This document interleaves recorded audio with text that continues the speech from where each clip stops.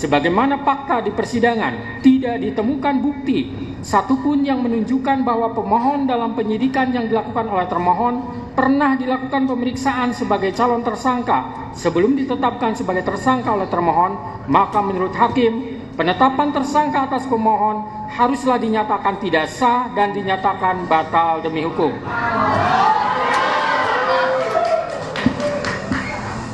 Hakim Tunggal Sidang Pra-Peradilan Peggy Setiawan, Eman Sulaiman, telah membacakan keputusannya pada Senin 8 Juli 2024. Eman Sulaiman menyatakan penangkapan Peggy Setiawan sebagai tersangka kasus Vina Cirebon pada tahun 2016 silam menyalahi prosedur. Artinya, Polda Jawa Barat salah tangkap. Lantas, bagaimana kasus salah tangkap Peggy Setiawan yang mulanya diduga sebagai pelaku dalam kasus Vina Cirebon?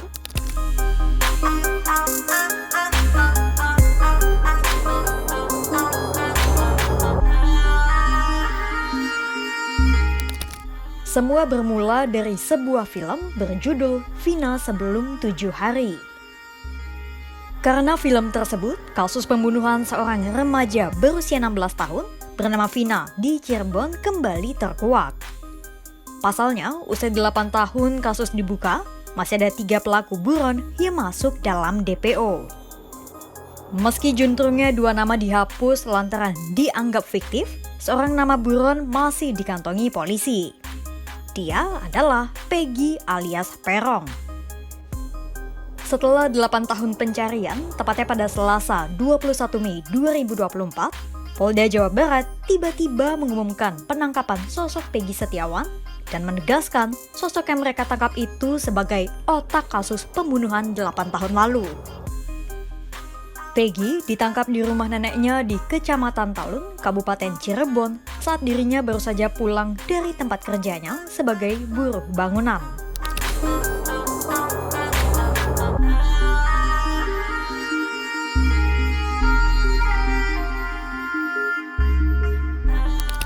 Namun, 5 hari kemudian pada Minggu 26 Mei 2024, dalam sebuah konferensi pers, Peggy Setiawan melontarkan bantahannya yang cukup menarik perhatian publik. Pasalnya, dalam konferensi pers itu, Peggy menyatakan bahwa dirinya bukanlah Peggy yang dimaksud oleh polisi, alias Peggy si pelaku buron. Tertib, mudah-mudahan. Ya, tunggu, sabar. Kenapa ganti identitas? Kenapa ganti Robi namanya? Kami persilakan.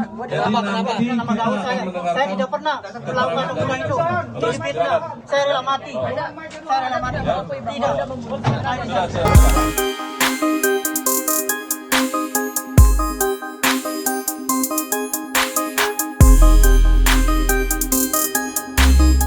Berangkat dari berbagai kejanggalan atas penetapan Peggy sebagai pelaku, sebanyak 22 pengacara kemudian mendaftarkan gugatan pra-peradilan penetapan Peggy sebagai tersangka pada 11 Juni 2024. Puluhan pengacara yang menjadi kuasa hukum Peggy Setiawan itu mengajukan gugatan terhadap 5 tindakan Polda Jawa Barat yang dinilai tidak sesuai prosedur dan regulasi.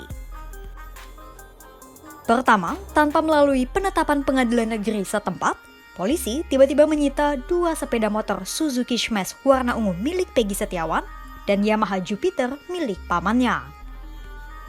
Kedua, meski Peggy Setiawan belum berstatus tersangka, polisi sudah memasukkannya dalam daftar pencarian orang atau DPO. Ketiga, penangkapan Peggy Setiawan oleh polisi dilakukan tanpa adanya perintah penangkapan dan penetapan status tersangka.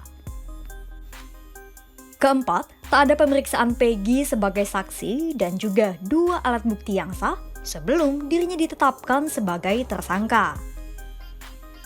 Dan kelima, rapor, ijazah, dan kartu keluarga Peggy disita tanpa melewati penetapan pengadilan.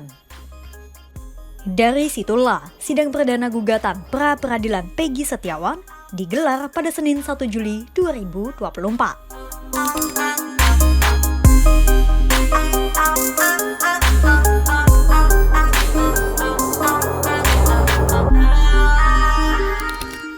Akhirnya, pada Senin 8 Juli 2024, tibalah hari penentuan nasib Peggy Setiawan dalam penyampaian kesimpulan di Pengadilan Negeri Bandung. Dalam sidang putusan itu, Hakim Tunggal Eman Sulaiman memutuskan untuk mengabulkan permohonan tim kuasa hukum Peggy Setiawan. Praktis, penetapan Peggy Setiawan sebagai tersangka pembunuhan pun dinilai tidak sah berdasarkan hukum dan dibatalkan. Pengadilan negeri pun juga memerintahkan Polda Jawa Barat untuk melepaskan Peggy dan memulihkan harkat serta martabatnya. Sebagaimana fakta di persidangan, tidak ditemukan bukti satupun yang menunjukkan bahwa pemohon dalam penyidikan yang dilakukan oleh termohon pernah dilakukan pemeriksaan sebagai calon tersangka sebelum ditetapkan sebagai tersangka oleh termohon, maka menurut hakim, penetapan tersangka atas pemohon haruslah dinyatakan tidak sah dan dinyatakan batal demi hukum.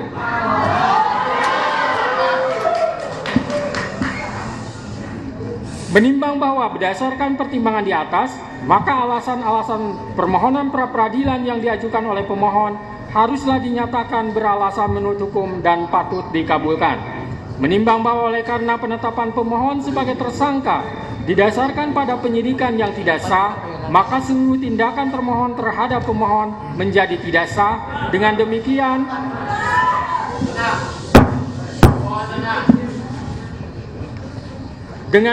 petitum dalam permohonan pra-peradilan pemohon secara hukum dapat dikabulkan untuk seluruhnya.